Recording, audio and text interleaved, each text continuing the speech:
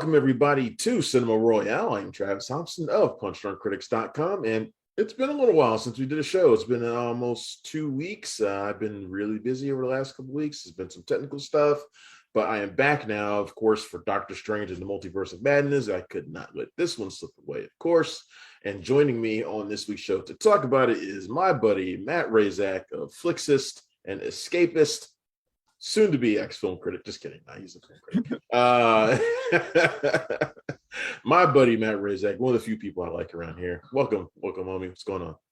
Hey, good, going well. Not quite. Hey. Come on, man. You gotta bring more energy than that, man. What is that? What? You gotta bring more energy than that, man. What is that? I was excited. I mean, there you go, man. We're talking about Doctor Strange and the Multiverse of Madness, man. How can you not be excited? I actually don't really know your opinion of the movie, like not in full. So this would be kind of interesting to find out how you feel about it. So I mean, I'm a jump into it right now. Just give me a second, man. We're gonna talk about it. We're gonna talk about it. So this is kind of, I think for a lot of people, this was the movie that we were looking at as like the centerpiece of this phase. Like this is the one that we were like, okay, this is the movie that's going to tell us everything about what's going on in this phase. And I don't know if this actually turns out to be that at all. It actually ends up being quite the self-contained story. Now, I mean, I think it does tease some things that could be going on in the future, but in general, it is, I think people are going to look at Spider-Man as possibly the movie that does that more than this movie does. But in any case, and I don't want to give away any spoilers. I know people are going to be going to go see it tonight. But basically, Doctor Strange gets caught up in the multiverse of madness. Basically, he's trying to save America Chavez, a girl who can teleport through different worlds, different realities. And I won't say who the villain is, but there's an interesting take on a character in this movie that I think is going to be very controversial. I think when people see it, because it's quite a turn for this person. At least I think it is.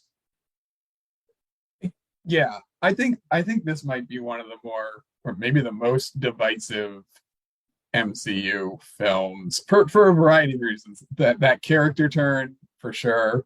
And then it's also, I think stylistically it is, and tonally, and just in its like approach to the universe, it feels different. It's a Sam Raimi film more than it is an MCU film, and Sam Raimi can be an acquired taste, right? So I think true. Yeah, I think you are correct. Like this is going to come out, and people are. I think it's going to be real polarizing. Dare I say, Last Jedi, right? Like you're either going to love it or hate it. That's tough if it gets those kinds of callbacks. Right. People around, but you're right though. The people around me who watched it, one liked it a lot, and one was like, kind of cheesy, isn't it? And I was like, I mean, it's a Sam Raimi movie. It is kind of, there are zombies in this movie, and they look like Evil Dead zombies, which they're not like the super touched up Marvel Studios, Deadites. Excuse me. Yeah, Deadites. But they look like that, and it's like they're not the super visual effects of you're accustomed to from Marvel Studios. They're more like, my cat is going nuts behind me. that you're used to, and people who don't know Sam Raimi, maybe, because there's probably going to be a lot of people who don't know Sam Raimi's work. He hasn't made a movie since 2013, and a lot of the movies before that, people who watch Marvel may not have seen, like the Evil Dead films and stuff like that. They may not know it. They may not know him.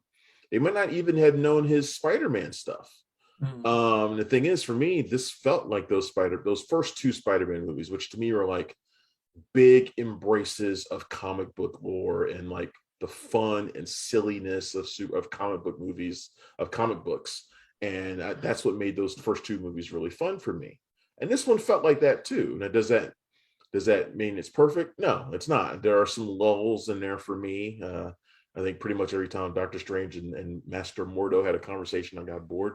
Uh, but there's also some really big fun swings in it. The zombie-esque stuff we talked about just a second ago. Some of the travels through the multiverse are just really weird and fun and just strange. And there are a lot of big cameos in this too that I think are going to. I know now why Marvel was willing to give away the Charles Xavier thing the way they did. Like they did it. They just, it's not me spoiling anything. They gave that to you. It's like, here's Xavier, and it's like, oh, okay. And that is a huge thing on its own, but there's a lot more. In that scene in particular, there's a lot more. There are so many more. It's hard to talk about the movie. It's kind of a fake. It's like, here, look at this. Right. I think Marvel did a lot of seeding. I think because there were just so many rumors and so many things, and they did for this one, I thought they did a really good job of like making you look at the hand over here while the other hand was doing the real thing. It's almost tough to talk about the movie. There's so many cameos. Super tough to talk about. Right? And those cameos are so big, and like the twists are so right. So that is an interesting aspect. So I came out of it loving it. I'm a Raimi mark. I enjoy his campiness. I like even his direction style is campy, right? The off kilter camera angle is the first person, flying cams, and it's all Bruce Campbell. It's all in there, right? Sorry, that might have been I don't know if anyone was excited other than me about the Bruce Campbell cameo. I think people expected that. Yeah. And so, right, for me, that makes it really enjoyable. That comic booky feel. It's the first MCU film for me that was like, it's a comic book, right? Like they can be dumb, campy, stupid, ridiculous, and scary, and scary, right? And comic books can scary. Be scary. And this is, I think, legit the scariest Marvel film. Yeah, and I don't know. It's by far the most violent and very violent. There's a couple of like really shocking like deaths in this horror movie deaths, horror movie style of deaths. Yeah. And I don't know if parents are going to be prepared for that. That's one thing I'm curious about too, is seeing how because parents are just going to take their kids to it. Like they're not going to think about it. You're not going to expect it. And they're going to be like, oh, when they go see it. I mean, I don't know how they're going to react to that. Yeah. Another reason it will be divisive. The amount of debate around this one's going to be good. And for me, I kind of like that. Like, I almost think the MCU needs that. It needs that movie where people are like, I love it or I hate it, or like, and can be analyzed and pulled apart, where it's not like that codified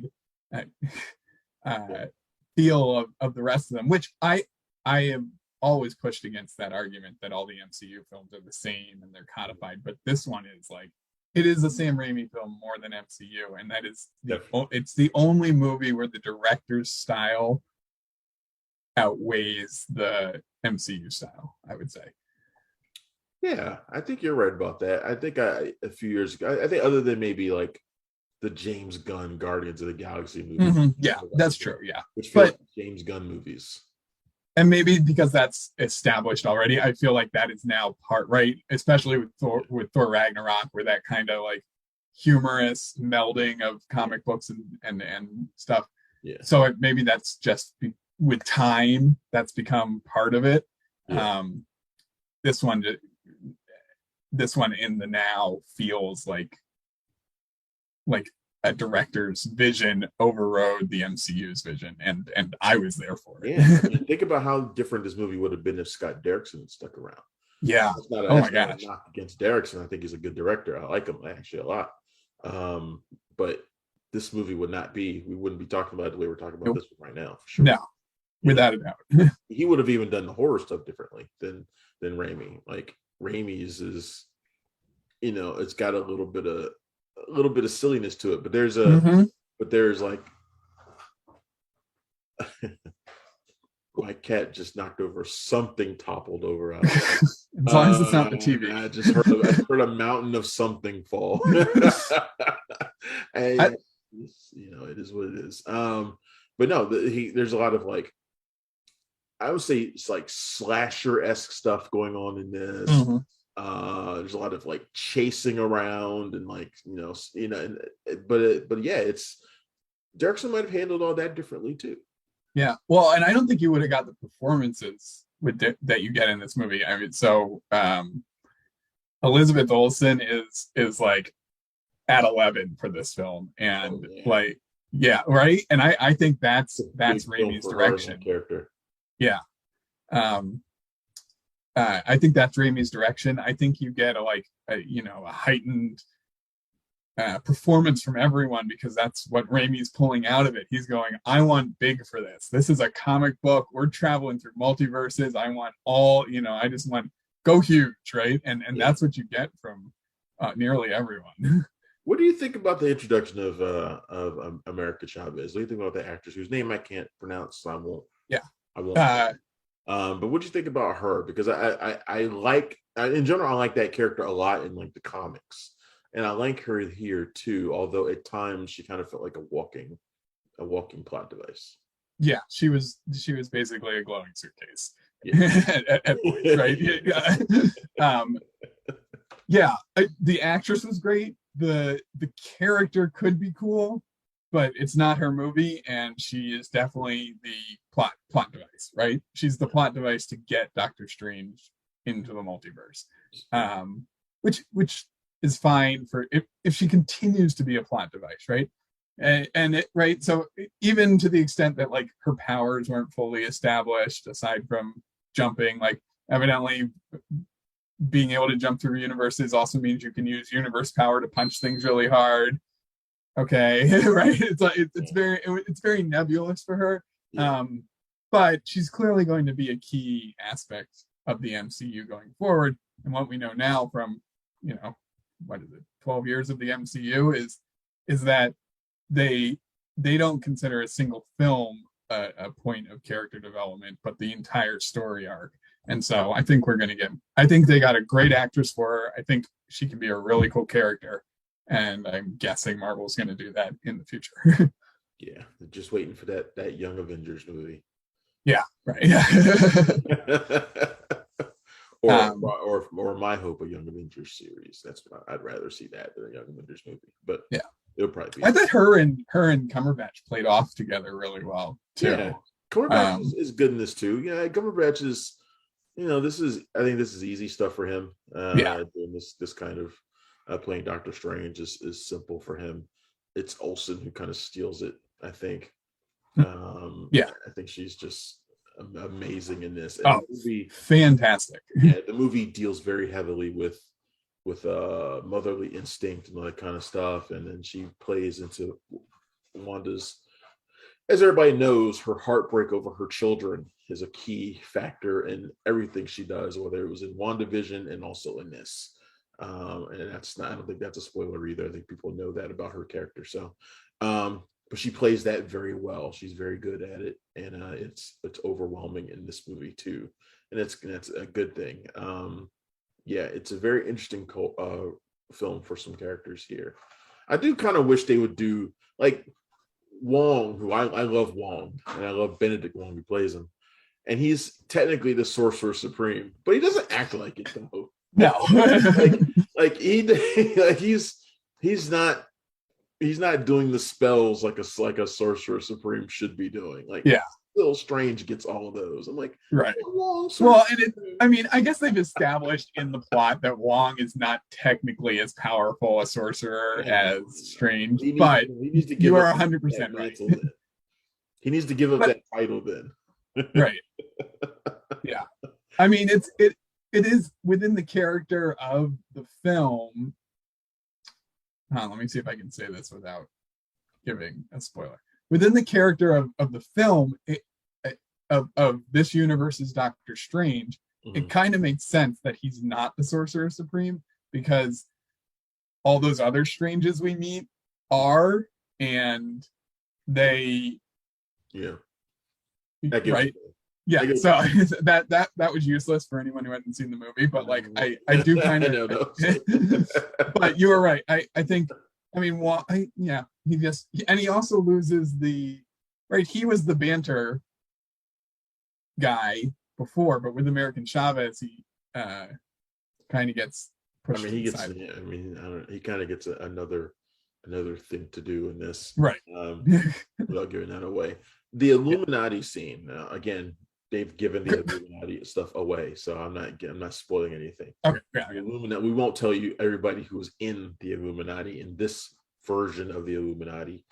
Those who don't know who the Illuminati are, in the comics, they're basically this little cabal that manipulates events in the background. They're the ones who fired off the Hulk into space, so he lands on Sakaar and is off the planet because he's done too much damage or whatever. They just kind of jettison him off the planet.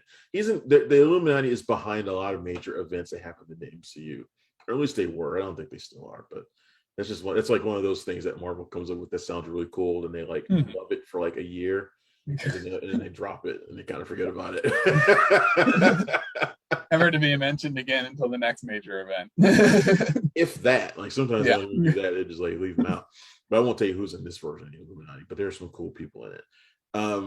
I love that scene, or at least certain parts of that scene. Like I said, anytime Strange and Mordo are chatting, I get bored. But it was especially pronounced in this part because there was so much other cool stuff going on in it. I think the best fight in the entire movie happens during the Illuminati scene. Yeah. Oh, without a doubt. But yeah, it's an amazing fight between three characters. And every time I cut away from it, I was like, no, go back. Go back to the fight. Stop talking. Yeah. I know what you're doing. I understand why it's chopped up, but stop. Yeah. Did you feel the same way? Or what was your favorite fight in the movie without giving? Yeah, without a doubt. Yeah. I mean, would you say so the opening star monster that probably has a name in the comics that I can't remember. Yeah. That was cool.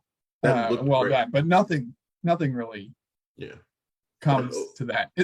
Especially since, I mean, the concluding fight's less of a fight and more of a dramatic conclusion, I would say, right? Yeah. There's stuff going on there, but it's not. The finale is one of the things that I think is going to be especially divisive. Yeah. Because there's a character in it that is like almost too corny. Mm-hmm. Almost too corny. Yeah. And you're gonna be like, whether or not your mileage is seriously gonna vary with that part of it. You're gonna be like, okay. Now, if you're like me and you're just kind of rolling with it, it's fine. I'm fine with it. Well, other people are gonna be like, I think a lot of people who are less familiar with Raimi and his style and who are super committed to the way things normally go in Marvel are gonna dislike it. I completely. It is. Yeah, if you can roll with the film, you're gonna like the film. But I'm not upset at someone who comes out of this movie and goes, "What was that?" Right? And, right. I can completely understand that person. Yeah. But if you give yourself up to the comic bookiness of it all, I think you come out of that ending going, yeah, that was right on course for the whole film. Yeah. And going back to that Illuminati fight scene, like, it was just crazy good. Like, it used a bunch of really cool stuff. I mean, the violence comes back into play there, like actually showing some physical violence, not just like a cutaway or like rings knocking people back and then everyone just stands up again, right? Yeah. It is a fight. Yeah. I think that was one of the aspects of it that really worked, that it was a fight. And what was really good about it? It was a scary fight too. Yeah. Because we knew the power that all those characters had. Mm-hmm. Like the one who was on the evil side, we knew that person's power for sure. And we knew everyone who was in that group was super powerful. Yeah. One we knew was deadly. And we were like, and that was kind of like the movie had done a really good job of establishing that character and how far they could go, because they're already over the edge. And it was like, this could end really badly. Like, right. Well, it really and because and okay. we had already seen something that they had already done. It's like, oh, right. oh, And crap. I'm right. So it's, if this is too spoilery, just cut this out. But like, and because it's in another universe, really bad things can happen without messing with the MCU. And so there was that's one of those things. Yeah, that's one of those things I hate about multiverse style movies and comics. DC Comics does this shit all the time, and it's why I stopped reading like their alternate world stories. They're like Elseworld style stuff. I will stop reading them because it's too easy to just kill those characters because there's no ramifications. It's like, hey, look, we just killed Superman, and it's like who cares, right, but it's easy to do that, when you've got these alternate versions of characters running around. I wish they'd stop doing it, honestly. I think I'd say the difference here though is that because this is the first time, I guess aside from Spider-Man, but because this is the first time, right, we're there, it still has some impact, right? It definitely still has some impact. My impact from it comes more from the person doing the violence. Yeah, that's true. And less about the people who were taking the violence. Now that stuff was impressive too and shocking. I'm not gonna lie. Yeah. Like you said, we haven't seen it done like that in the MCU before. And and good on Marvel for trusting Sam Raimi to do it. I mean, if you're gonna let a director do it, he'd be the guy to do it. Yeah. So I'm happy about that. Like, you probably wouldn't. I don't know who else you trust to do that with, or what movie you would trust to do that in. But this is the right one to do it, because this is sort of like Marvel's version of a horror movie. And I think we'll probably see. I know they're doing like a some horror stuff coming up for like the Halloween special and things like that. But I expect, and I wonder if it'll trickle, because they are right. We're getting Blade 2, and that darker side of the MC or Marvel Comics is kind of coming out. So a Midnight Suns type event, or something like that, I think is going to come out. Like Ghost Rider shows up, and because we know they. I think it's use him now. Werewolf by Night. Werewolf by Night. Yeah. Blade and. Yeah, and honestly, they could use Moon Knight if they wanted to. So there's a lot of characters they got floating around that would fit nicely into something like that. I think that's what they're going to ultimately build up to, but they're kind of testing the waters to see how people are going to react to them. So yeah, I'm digging it. But I think this is going to be very interesting to see how it does at both critically and at the box office. Obviously it's going to win the box office this week, and probably the next couple weeks, honestly. But in terms of how like general audiences are going to deal with it, it's going to be very, very interesting. Yeah, I'm excited. But again, I think that especially in the MCU, which is it's established, right? You can have ups and downs, but it's not going anywhere yet. I think this kind of movie that's divisive will be a boon for it in the end, right? Will drive more people to be interested, not drive people away. So very interesting. We'll see. But yeah. Yeah, definitely. All right. Well, that is our discussion of Doctor Strange in the Multiverse of Madness. I want to thank Matt Razak for joining me to talk about it. It comes out this weekend. It should be coming out tonight in most places, so you'll be able to see it early. I was tempted to go and see it again tonight, but I think I already got tickets for Sunday at the Uvar Hazy IMAX, so I'm gonna go see it on the giant screen, because I think this is one of those movies that's kind of worth it to see on the big screen. Yes, for sure, without a doubt. Definitely see it on the big screen. Yeah, this one that's good for that. So I'm going to go and do that. But thanks again, everybody, for joining us on this episode of Cinema Royale. I'm Travis Hopson of PunchdrunkCritics.com. You can find me every day there. You can find us on social media, on Twitter at PDC Movies, and me at Punchy Critic. And of course, we're on Facebook. You can find Cinema Royale anywhere you get your podcasts, and on YouTube. All right. Thanks a lot, everybody. I will see you next time. Goodbye. Thanks for checking out the show. If you like what we're laying down, please subscribe to our channel and click the bell to receive notifications for all of our latest stuff.